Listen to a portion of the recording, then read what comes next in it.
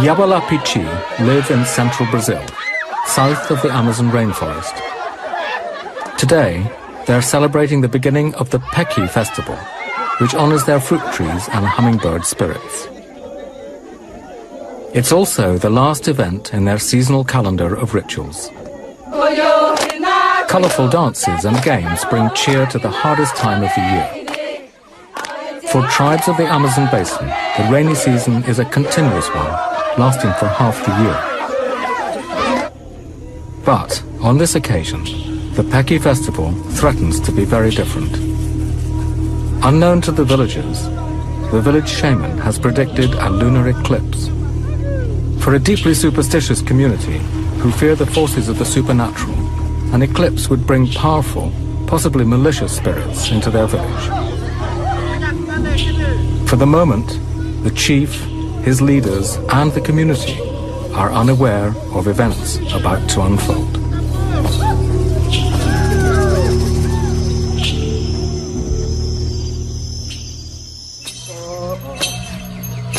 Xingu National Park lies in the heart of Brazil and south of the Amazon rainforest. In 1961, it became South America's first indigenous park and an ecological haven belonging to the tribes of the Xingu region.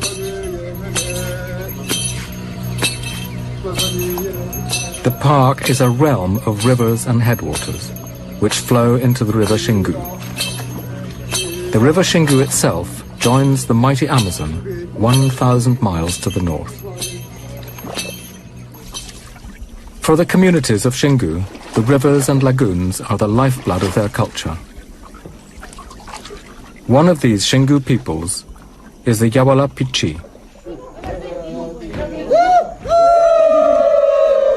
Today, the villagers of Yawalapichi are celebrating the Peki festival, unaware of any problems that may lie ahead.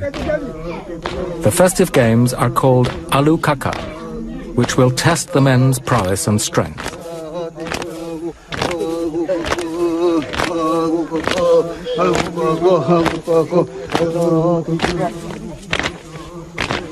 Before the women and children join in the game, the men follow a ceremonial approach to the courtyard in front of the men's hut.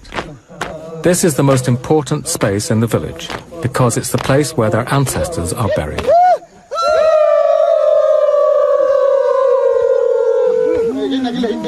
The men have oiled up their bodies in preparation for an assault by the women, and it's Chief Aritana who calls the women to the men's hut.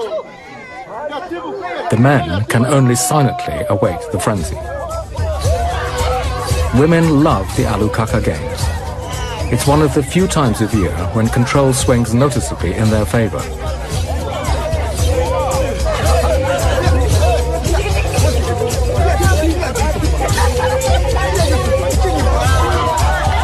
At the front is Chumin, the wrestling champion, and the line stretches back to the youngest and weakest.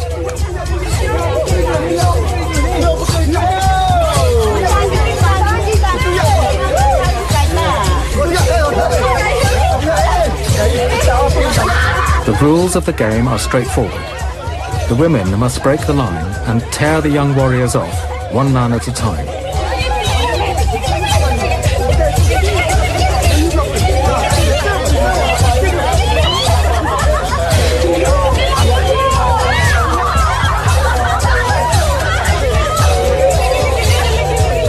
Eventually, the only man left is the wrestling champion. The game ends when the women tear him away from the pole.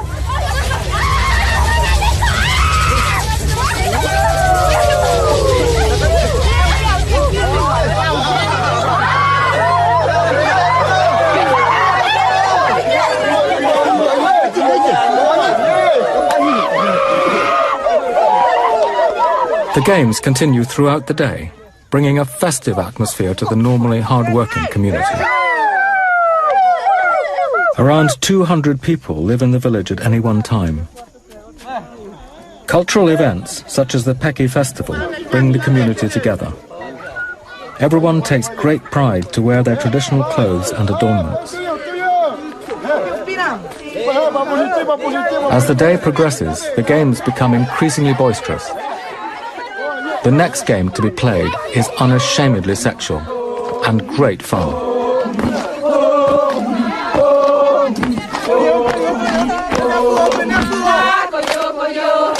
It's a game where genders are reversed. The women pretend to be men, who gang together to answer the taunts of their opposites. Pretending to be women, the men are pounced on by the other sex.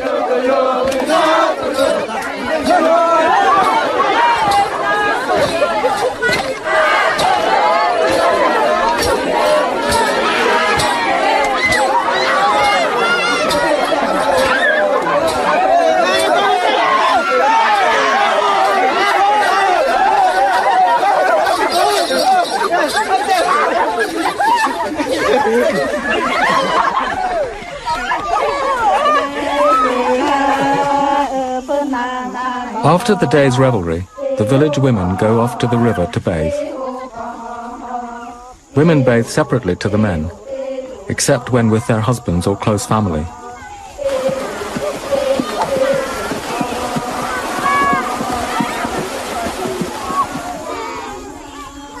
Now that the games are over, the village has quietened down.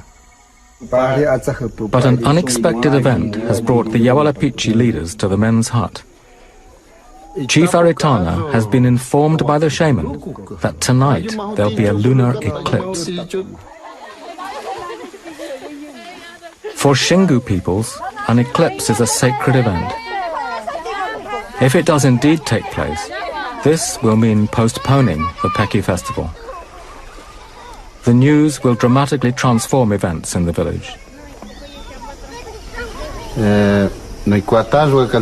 Iruka awapuka video keri kayunupa keri jumuka mapuka pai wanukari itapuka azo awakuluku aju mahuti chupuluka aju mahuti chup da aputuka pulitsabuka. One of the first rituals performed during a lunar eclipse involves the young men. They will be whipped as the Earth's shadow passes over the moon. Maika lakai suka, maika lakai, kaya katuka, katuka itu piwa apa huka perikma, kaya katika, maika lakai suka. After the meeting, the men head for a small river on the other side of the village to bathe.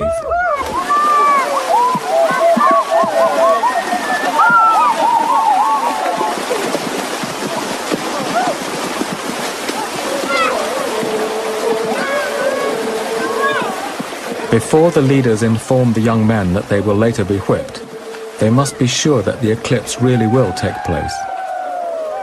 Traditionally, it's the shaman who predicts an eclipse, and a shaman has more than one way of knowing.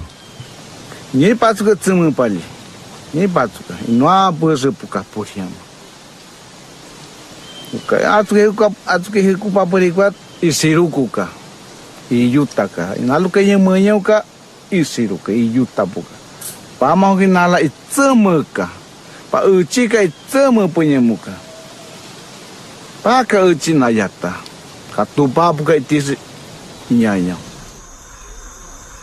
There is another way that a shaman knows of a forthcoming eclipse. Animal behavior is affected by the moon. Though an untrained ear might not notice these subtleties, it's the skill of a medicine man to be aware of these natural signs. The name of the village shaman who predicted the eclipse is Aira. He fears the eclipse. The moon is a powerful creation spirit that will menstruate and even drip blood on the earth. Maitaya konepa, oyamba vita, maitaya konepa. Oh, sinikatuiteni penawa. Sinikatuiteni penawa, wan. Yameko. Tiene katuiteni penawa na areko uri ko chagani pa obuku korina ewa piyemo ko iki kura ewa yameko piyemo ko iki kura ewa. If an eclipse does indeed take place tonight, the Yawalapichi believe that supernatural spirits will descend on their village. The spirits might bring illness, even death. Tiene katuitena ewa oyama aitarako Era meu coi pañe mera ko o uhaua meka o uhau meka. Shortly before midnight, the eclipse begins. Chief Aritana has already called the young men to the men's hut for the rituals to begin.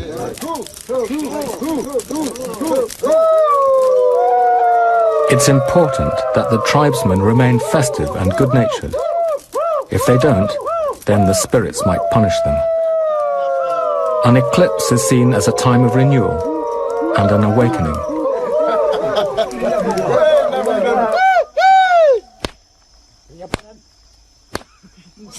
As part of this awakening, they begin beating young men in front of the invisible spirits. The spirits are not offended by laughter or jokes, only if they're forgotten or ignored.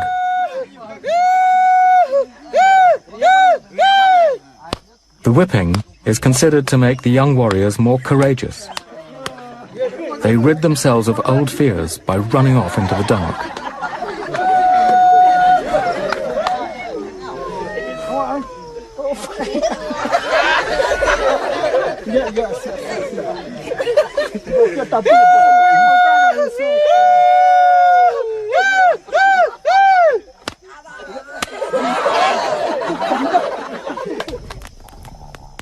The eclipse has brought supernatural spirits into the village. The Yawala Pichi respond by playing their most sacred instrument, the Jakui pipes. It's taboo for women to look at these flutes, or even for them to be filmed. Throughout the night, their haunting sounds echo across the village from the men's hut.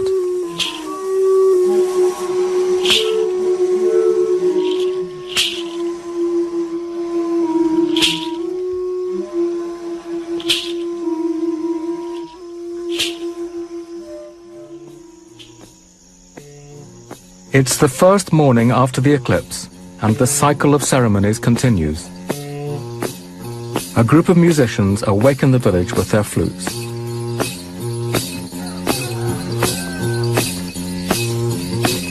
This is called the Takwara ceremony, where the flutes must pass from house to house throughout the whole morning. Inside the long houses, young women are being painted up to join the procession. Both mother and daughter want to please the spirits of the eclipse and show them the effort they've made to enchant them.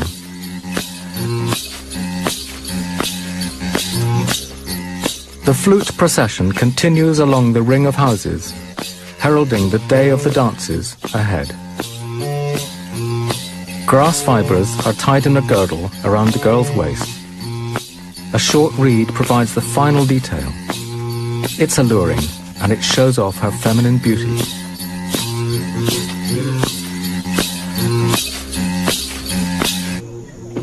As the flute procession grows, the musicians pick up the adorned women as they move from one house to the next.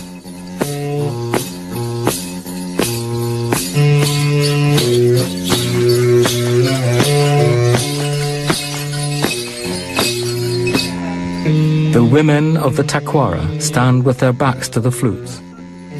They're not supposed to look at the musicians till they join them.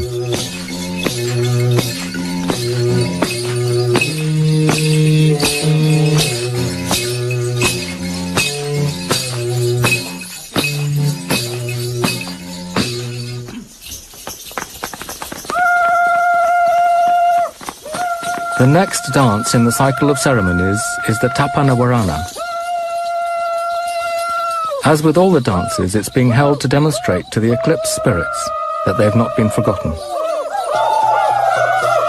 This is, in fact, a rehearsal, since the Yawala Pichi practice all their dances, often for many days at a time.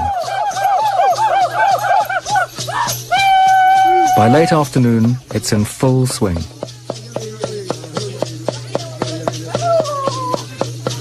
The drummer and singer keep time, which the dancers follow with their steps.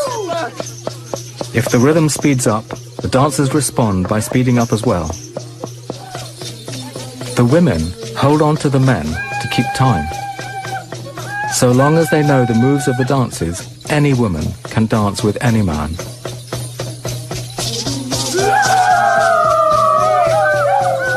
The whole dance tells a mythical story about spirits of the water world. The movements of the dance, especially the swinging of arms, symbolize fish swimming in water.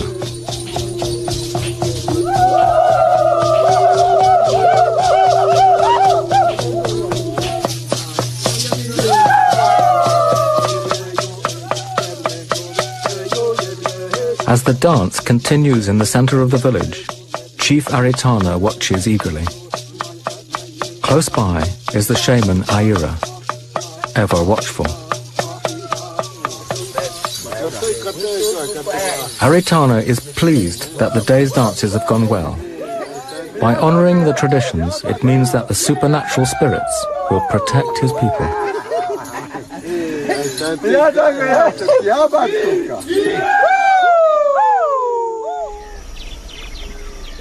Dawn, on the second day after the eclipse. Two elders, Hinako and Uelupe, have gone spearfishing. The older men of the tribe still practice this traditional method of fishing, though nets and fishing lines are now common in the Xingu. But spearfishing is highly valued and highly effective.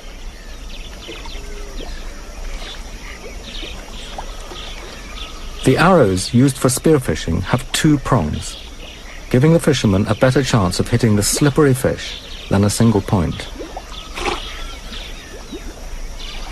The hunter must not only be able to spot the fish through the water's glare, but aim through the surface, which distorts the true position of the fish.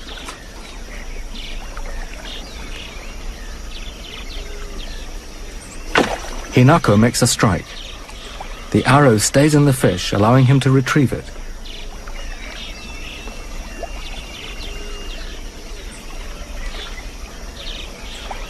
It's a perfect shot, but if he doesn't make sure the fish is dead, it might wriggle out of the canoe.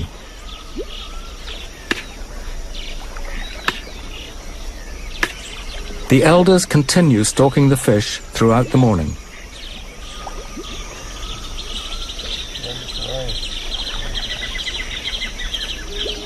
Yabalapichi fishermen know their environment intimately, especially where the fish hide at different times of day and in different seasons.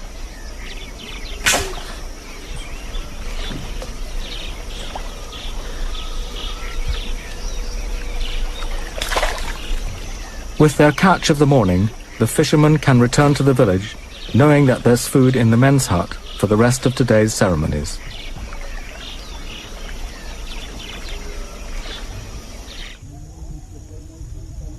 In the center of the village, Chumin, the champion wrestler, waits by the men's hut for the other young men to join him. They've arranged to practice hooka wrestling in preparation for a contest that will take place during the next eclipse ceremony. The young men are nervous. Wrestling matches are lively events where their skills will be on show for everyone to see. Training takes place on the sacred ground in front of the men's hut. Wrestling in the Xingu is known as hooka, after the taunting sounds the opponents make. These mimic the roar of a jaguar and are intended to frighten and intimidate. Winning is straightforward. Either grab both your opponent's legs or throw him on his back.